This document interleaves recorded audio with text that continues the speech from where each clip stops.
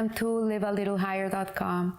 This week we read Parashah Behaalos'cha, and this parasha, through the years, I sometimes deliver more or less the same message because really it's so relevant to our days, and we have to really remind ourselves of this message, this eternal message, every moment of our lives. So it's never enough how much you can talk about this message of the menorah and how we need to be lamplighters into the world, that our job in our life, in our lifetime, is to kindle lights, to be that person that is bringing light to the world. Hashem created a world which is concealed. It's the concealment of God's presence.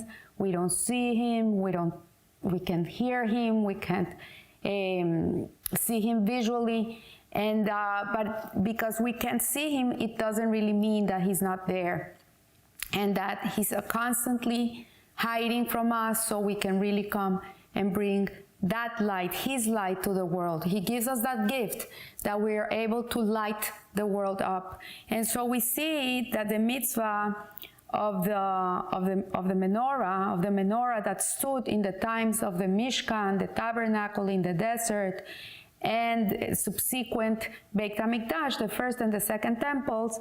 In this Parashah Behaalos'cha, Hashem gives instructions to Aaron, who was at that time the Kohen Gadol, he was a high priest, on how to light the menorah. And so it says something very interesting, that the wording that the Torah uses to instruct Aaron on how to bring light to this menorah is a very unusual wording, which it says, Behaalos'cha et hanerot. Literally, what it means, when you raise up the lamps. And instead of using the term lehadlik et hanerot, no, when we light Shabbat candles, women say lehadlik ner shel Shabbat. This is a proper way to say that, to light the lamps. But here the Torah is not telling us to light the lamps. It's not saying only go and light the light, just put your match there and bring the light to the world. What it's saying is a little more, it's a little deeper. And Rashi explains that the Kohen had to coax the flame until it burned on its own. So it's not only lighting a match and lighting a candle and that's the end of it. He had to stand by with his candle, lighting the menorah, the light of the menorah. He had to stand there until this light could burn on its own. And there's a beautiful message about this concept from Zechariah, which he compares the Jewish people to the golden menorah.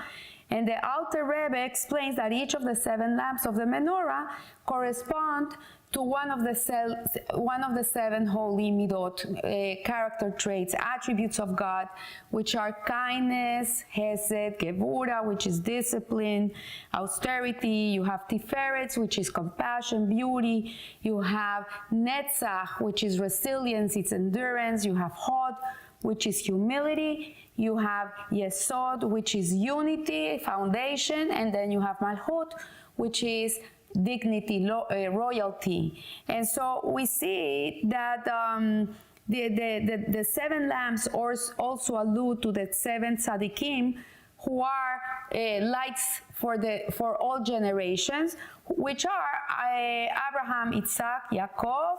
Then we have Yosef HaTzadik, we have Moshe Rabbeinu, we have Aaron HaKoden, and then we have King David. So these 7 lamps, these 7 luminaries that we call them, are what have brought that light to the world that till today we absorb and we can reflect. So it also alludes these 7 branches, these 7 arms of the menorah, to the 7 days of creation.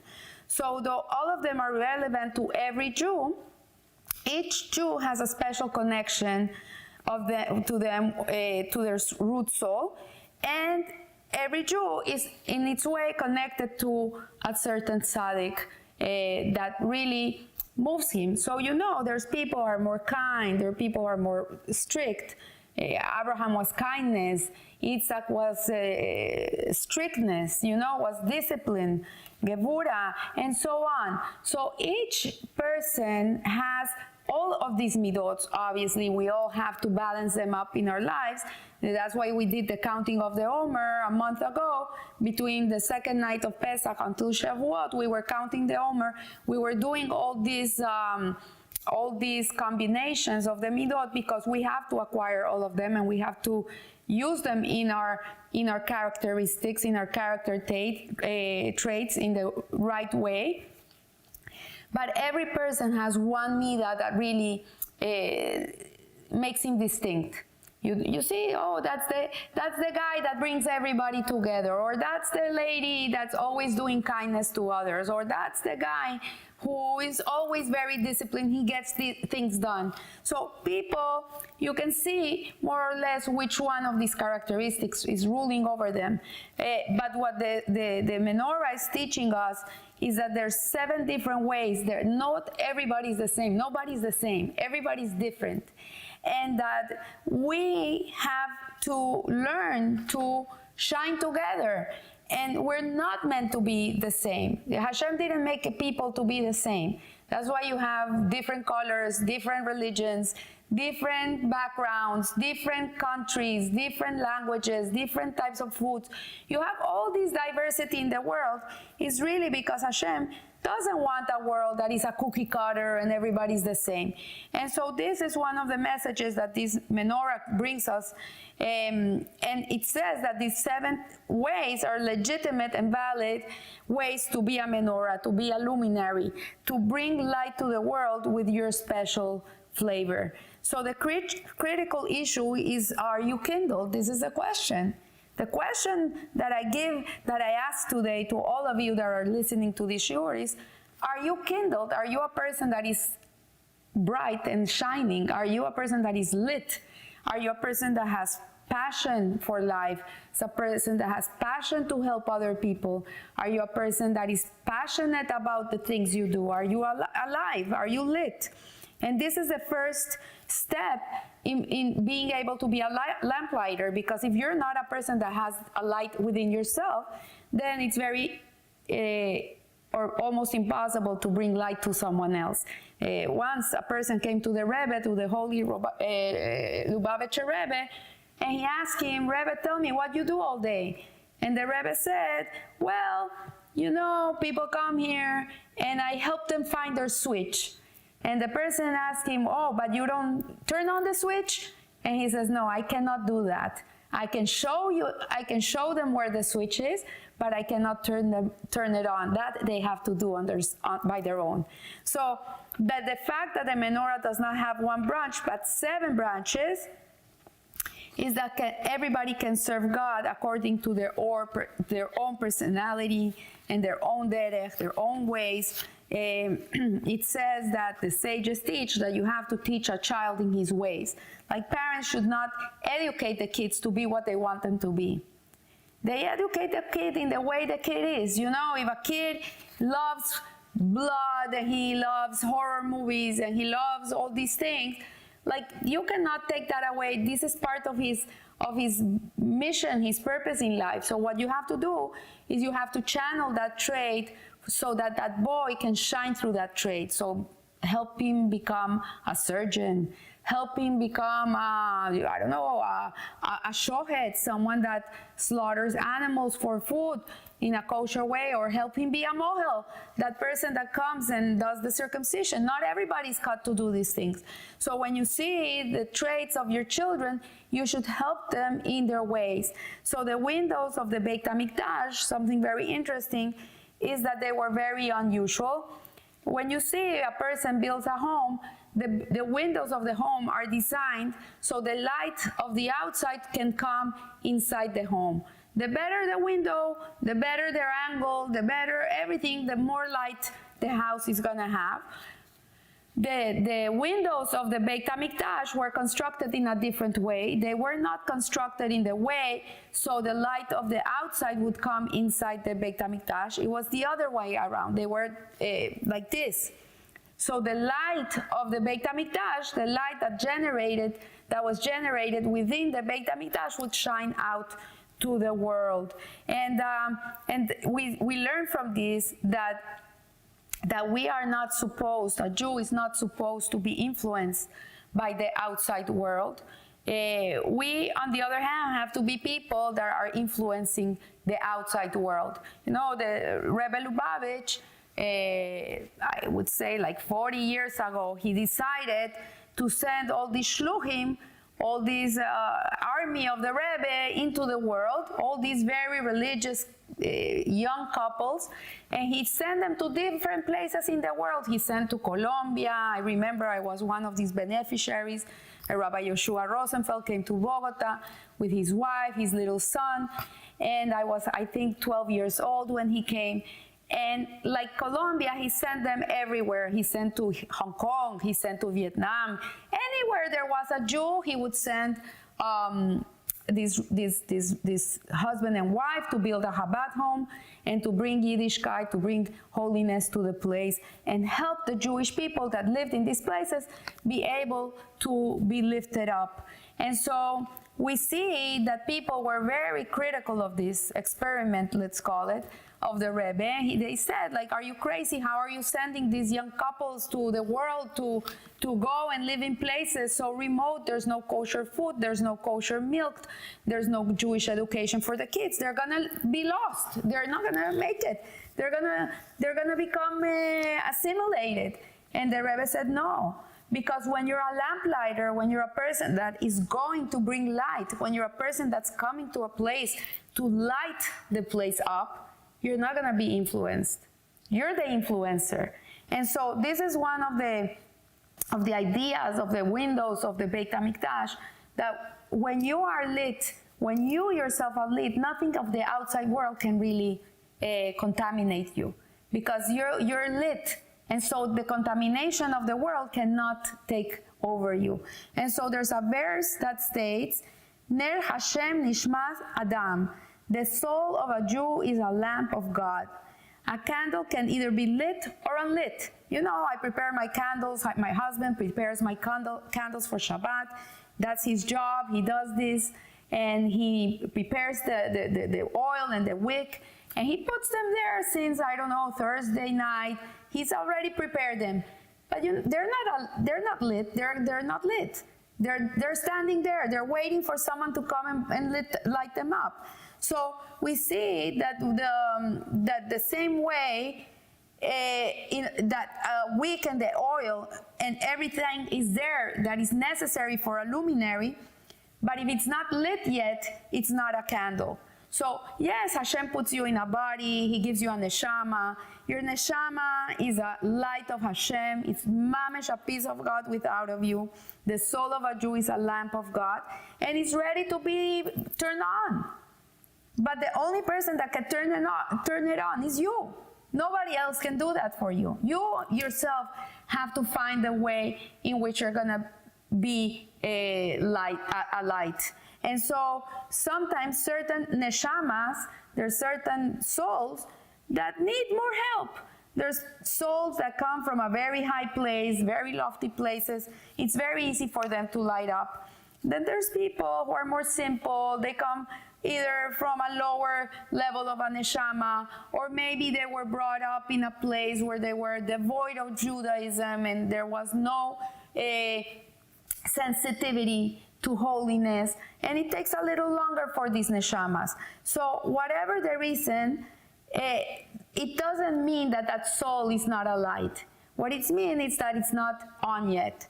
And so that's why we need an Aaron HaKohen. We need someone like Aaron HaKohen, who is himself a luminary, to come and kindle the neshama of the Jew who is not lit up yet. So the Rebbe explains, the Rebbe Lubavitch, that one must kindle another person in a way of Behaalos'cha. We have to light the soul of another person the way that the Aaron HaKohen lit the menorah. How? you stand by them, you raise them up, you make them feel good about themselves, you show them something they can do, you teach them a new mitzvah, you invite them over for Shabbos, you show them how Shabbos is done, how much joy there is on Shabbos, and you stand there, you keep your lamp lighting his lamp until that lamp is ready to be burning on its own. And you have to keep yourself there until that person can become his own luminary. So the Rebbe explains a commentary of Rashi, which says that the Kohen had to coast the flame until it burned on its own. Aaron was commanded not merely to light the candle and then run off to do other work in the Beis HaMikdash, but to light the menorah until each flame would rise up independently, and that is why it says lehatlot and not lehatlik. Lehatlik means only to light. I lit it, it's not my fault, it went out. Like when you sometimes light your Shabbat candle and suddenly you do the bracha and suddenly there's a light that went out. It's not my fault. But here, what it's telling us is that yes, you have to stay there till that light shines. You cannot let it alone. And so the message, the practical instruction that we get from this is that the Torah is a Torah's Haim, is a tree of life, it's a Torah of life. And that every instruction that is in the Torah, every mitzvah, it applies to every Jew in the world, no matter where they are, how they're standing, how intelligent they are, how frum they are, how observant they are, or how not observant they are. But to all of us, these 613 commandments apply to all of us the same. It's not like because this person didn't go to a Jewish school, he doesn't have to give tzedakah. He has to give tzedakah. Just as a person that went to Jewish school and is a billionaire, or a person that is not even rich, he has to give tzedakah. So we see that when you meet another Jew, and this is from the Rebbe, who seems to be an unlit candle, that he looks like he's not burning, don't say, oh, isn't that so bad? Oh, what a pity, this poor guy, he can't get it right. Like, no, this is not for you. No, this is too hard for you. This is what the Rebbe is saying. We have to really ignite people. We have to make them feel that they can do it. I remember I was talking today to one of the rabbis that was one of my mentors when I became more observant of the Torah, one of my greatest teachers, that he guided me in the way. And I was reminding him how he was so present in our lives. When we decided to make our home kosher, for example, I called him up and I said, oh, Rabbi Amar, I need to make my home kosher. I want to make it kosher. Can you come? Can you help me? I don't know what I have to do. And he came, and a whole day he was there. He was boiling things. He was telling me, no, this yes, this no. It was very overwhelming, very overwhelming. And it's a whole story for another day. But to make the story short, eventually my house became kosher after many years, and I had to re-kosher it many times because there were things that I didn't know, that with time I started learning about certain issues that I had, and I had to boil my pants again, and I had to do all these things again. But nevertheless, he didn't say to me, oh no, your house is not gonna be kosher. You're not there yet. It's impossible. You don't keep Shabbos. You're not the one that turns on the fire. He never said these things to me. He said, yeah, you want kosher?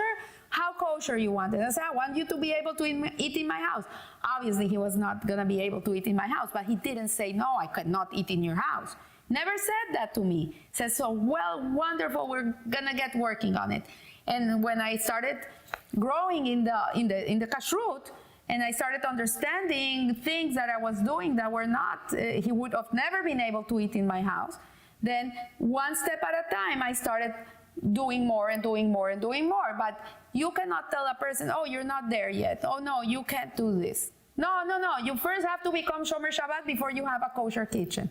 You cannot say that to a person because it's not like that. It's not like all or nothing. Like every little thing a Jew does has tremendous consequences. Like one little inch that the sun moves in this world, that you see the little movement of the shadow in the upper realms, it's kilometers and kilometers and kilometers of the sun moving. So we cannot tell people, you're not ready for this mitzvah. Or no, when you make money, then you can keep Shabbat. No, keep Shabbat. Do it the best way you can with what you have. And then you'll learn and you'll start growing. And that's why when we received the Torah, we didn't say, oh, let us learn first and then we'll do. Naseh v'nishma, we said instead. We said, yeah, we will do, and then we will learn. And that's the right approach. So the Rebbe, he says that there's two approaches to Yiddishkeit, to Judaism. And he says there's one approach that is approach of love, of ahava, and then there's another approach which is yira, which is austerity, fear. And you need both of them, because obviously with love you do, and with austerity you you refrain yourself from doing things. But he says that in the case of teaching people to get closer to Hashem, you have to go with ahava. You have to go with love. If you go with austerity, with yira, with gevura, you're not gonna get the person. They're gonna run, flee. Nobody wants to feel scared. You have to do it with love. And so that's the way in which we are able to become lamplighters in our days, is when we bring people with love. Sometimes you see Jews throwing tomatoes at other Jews because they're not keeping Shabbat and they came through their neighborhood. This is not the way. This is a Hilul Hashem. This is a desecration of the name of God. What a person should do is stop the person and say, oh, hey, I have delicious cholent in my house. Would you like to come in and have a taste of Shabbat? I invite you to my home. Come. And this is the way in which we get people to love Yiddishkeit, and to themselves become a lamplighter. And to finish off the Pirkei Avot, the Ethics of the Fathers, it reminds us that it says that we have to choose to be like Aaron HaKohen, to be a person that loves other people. This is why he was given this mitzvah of kindling the lights, because Aaron HaKohen had so much love for everybody, so much patience for people. He really loved humanity. He didn't only love the Talmid Hacham, the great rabbi, the big donor.